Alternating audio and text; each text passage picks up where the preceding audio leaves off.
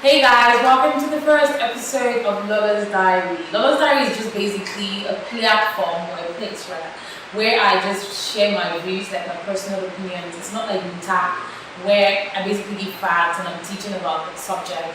But this is just basically my own personal opinion, my view of the world, my perception of things around me. That would encourage that conversation where my views might not be the right thing in your own perception. So you tell me what you think and we can just have a conversation about it. So that's basically it. So welcome to the first episode of Lolo's Diary. And wait, let's get started.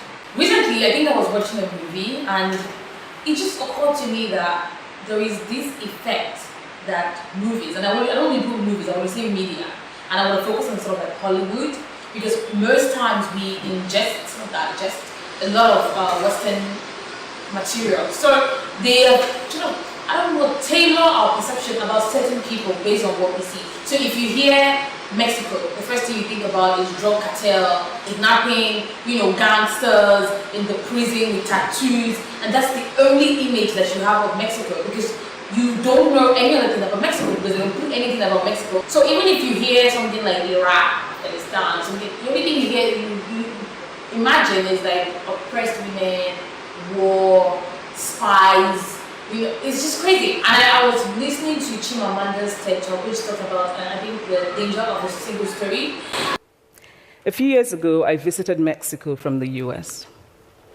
The political climate in the US at the time was tense, and there were debates going on about immigration. And, as often happens in America, immigration became synonymous with Mexicans.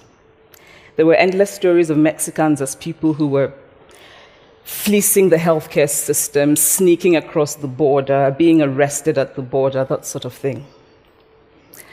I remember walking around on my first day in Guadalajara, watching the people going to work, rolling up tortillas in the marketplace, smoking, laughing.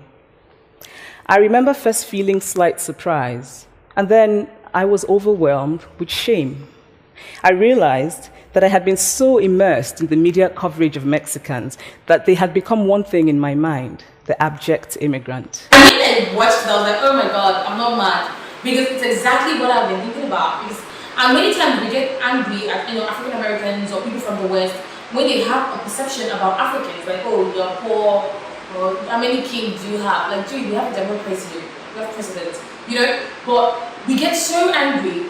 But when we look at introspect, we look at ourselves and we think about the way we view other people in their own continent, in their own countries, we are no better because we're misinformed, and because the only source of information we get is from the media. You don't have the full story, you don't have the full picture. It's so annoying because whenever I watch Nigerian movies, the way they portray the village girls, it's such a shame. Like, they make them seem like gold diggers, gossip, because that's the only thing they're doing now. Adama hairstyle, trade.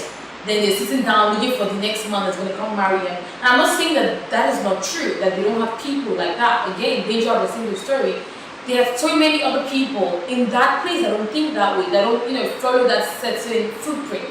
But that's the only thing that we see of them. So when you see someone that acts a bit, I don't want to use local, maybe uncivilized, you say village girl. You can get stereotype them and say village girl. If you're from the village now, that's why you act that way. But it's not true, it's just perception. So when you watch Nollywood and they show marriages, or when the woman gets married, the husband dies, they have to fight for the bill, the woman has to drink her husband's water and all of that. And it's true, because it does happen. But that is the only perception that you have of like the Igbo tribe. Or you see the husband, the drug dealer, or the money ritualist. These stereotypes that they sort of push in the media is what you inject. So you're a Yoruba person now. This is your first contact, or your first contact with like the Igbos. Obviously, you've spoken to Igbo people all around, but you don't have depth. So when you watch the Nollywood movie, like, now, wow, that's what they be. And it's not only in Nigeria though. If you take it to South Africa, because I used to live there, like our mate, she used to watch a lot of Nollywood movies that if she saw Tony Mays, she would insult him as this one wicked. They give him this movie characters that he's a weak man. Or you see Patience Ozok, like my friend was telling me that and you stereotype her as a wicked stepmother, and they use her to sort of describe other people. So you see that woman, they behave like Patience Ozok now, and they sort of attach it to a certain tribe. Do you get what I mean? So even when you go abroad, because of they are watching our movies, they see ritualists, That's what they think. Oh, they think and the amount of juju in Nigeria is crazy. But it's because of what they see, and they see Igbo people, and they see Igbo people, they are either women beaters, or they know how to spoil their women. Because if you watch their movies, they have so much money, and they're taking the girls out for shopping, and these are just still perception. And someone asks that, where are those guys that take girls to boutiques in the movies? Because when you watch the Nigerian movie, you see the Nigerian guy taking the girl to buy, maybe shop, whatever you want. Obviously, there are people like that. I get it. It's not the whole, it's not, how do I put it? It's not comprehensive, that's the word. It's not comprehensive, it's just a single story. And if you carry on with that single story, that media perception, you tend to discriminate, there's prejudice, there is stereotype, whether there's, what's the word where discrimination between ethnicities, tribalism. There's a lot of tribalism. And when you ask them where they get these perceptions from, it's not from people that they know one-on-one, it might just be from the movies.